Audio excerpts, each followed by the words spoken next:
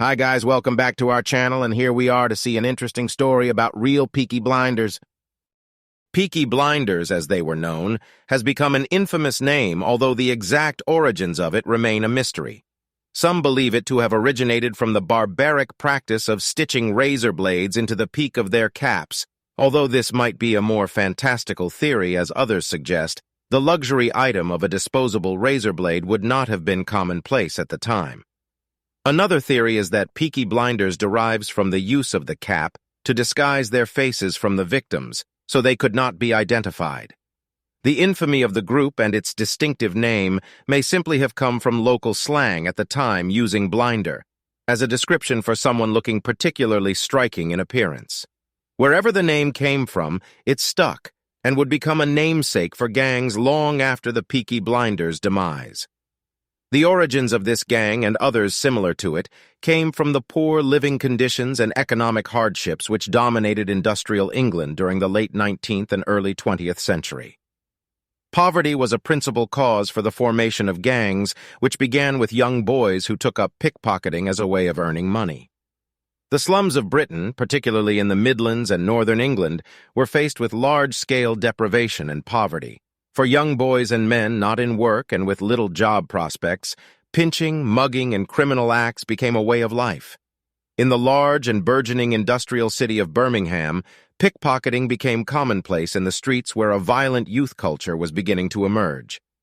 Economic deprivation had led to criminal activity, but these young criminals quickly used extremely violent methods, which included assaulting their victims, and in some cases, stabbing or strangling.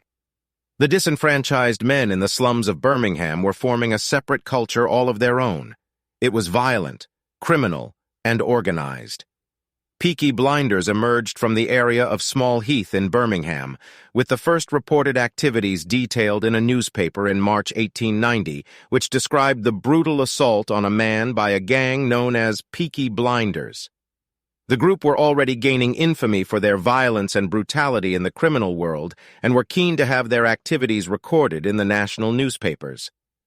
As the youth gang culture began to take over the streets of Birmingham, entire areas fell under the control of the groups, with land grabs a common source of rivalry between gang.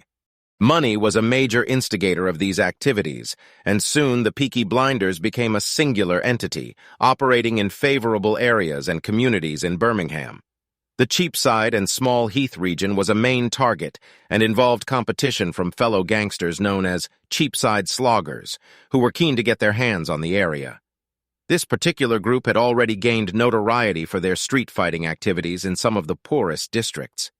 As main rivals, postcode battles became common, a way to discern power and control in certain locations, whilst asserting territorial boundaries dictated and understood by the criminal underbelly of the city. One of the main factors that precipitated their rise in power was that so many leading figures, for example in business, the law, and elsewhere, were in their pay, thus allowing a growing contempt for criminality that they knew was unlikely to face punishment. In 1899, there had been attempts to control their activity by installing an Irish police constable in Birmingham in order to gain greater levels of law enforcement in the area. This attempt, however, was short-lived and ill-advised considering the larger culture of corruption within the police force itself. The Peaky Blinders, knowing that bribery would buy silence, continued their activities relatively unhindered whilst police effectiveness became greatly diminished. Violence and bribery allowed Peaky Blinders enormous levels of control in the area. Economically, politically, and socially, the Peaky Blinders called the shots and dictated the decisions. Culturally, they were dominating the scene. As a group, the Peaky Blinders entered the sphere of popular culture, not only through their criminal dealings, but also through their notable dress sense and style. The members of the group adopted a signature style which included a peaked flat cap, largely believed to be the origins of their name, leather boots, waistcoats, tailored jackets, and silk scarves. The criminal gang had acquired a uniform as well as a hierarchy. This distinctive style was effective in many respects. Firstly, it garnered a great deal of attention and set them apart from other gangsters. Secondly, the clothes demonstrated power, wealth, and luxury, unaffordable for others around them. This extended to family members of the gang, including wives and girlfriends who were able to afford expensive garments compared to their counterparts. Finally, the lavish clothing was a demonstration of defiance against the police, who could easily identify them but remained relatively powerless at the same time. The gang were able to control Birmingham and exercise their will for almost 20 years in one of the largest criminal enterprises of the 19th century. As part of their expansion, they extended their criminal portfolio to include smuggling, robbery, bribery, forming protection rackets, fraud, and also hijacking. Whilst partaking in a range of activities, their specialty remained in street-based local crime such as robbery and assaults. Some of the individuals most well-known included Harry Fowles, otherwise referred to as Baby-Faced Harry, who was under arrest for stealing in October 1904.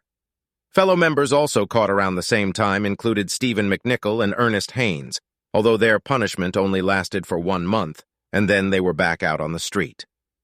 The Midlands police records show a number of arrests for activity ranging from mugging, theft, and in the case of David Taylor, carrying a firearm at the age of 13. Law enforcement found it difficult to keep control of the expanding activities and different members of the group.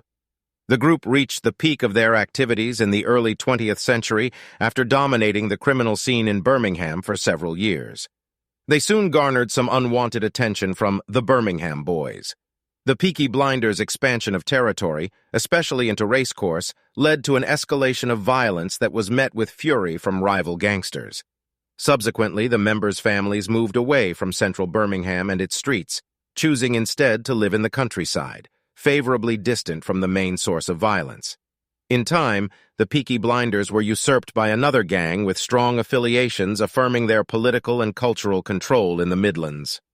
The Birmingham Boys, led by Billy Kimber, would take their place and dominate the criminal scene until they too were defeated by another rivalry, the Sabini gang, who took control in the 1930s.